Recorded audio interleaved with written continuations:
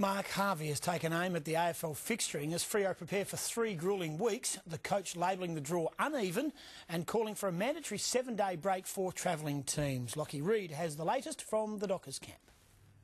Yes, well, Tim, the next 3 weeks will be the toughest of the season for the Fremantle Dockers in terms of travel. The bodies are feeling pretty sore right now after the crash and bash of the Derby, but here's what's coming up over the next 3 weeks. Tomorrow they'll fly out to Brisbane, they take on the Lions on Saturday night, then they catch the Red Eye, which returns to Perth 4:15 a.m. on Sunday morning. 6 days later, they're back on the Friday night stage at Subiaco Oval taking on Collingwood. The following week, they then head to Sydney to take on the Swans. Fair to say, Mark Harvey is not impressed with the draw.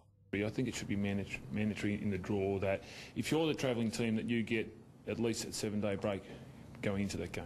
The most unevenness part of the game is perhaps the draw. That's how I say it. Look, I'll tell you what, we'd love to play 12 games at Subiaco and 4 games at the WACA. A lot of Victorian teams do that.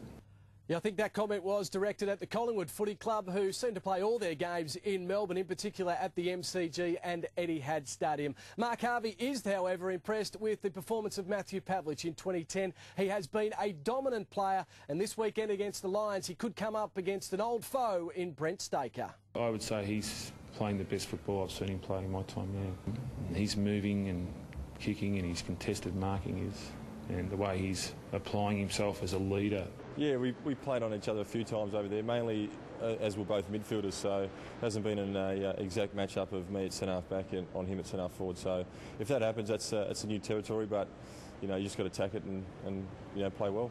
Now, I can tell you that the sprinklers were on this afternoon here at Fremantle Oval, and there was a purpose behind that little bit of madness. The Fremantle Dockers are expecting conditions to be a little dewy on Saturday night as they take on the Lions, so the boys were put through a little test this afternoon in wet and slippery conditions.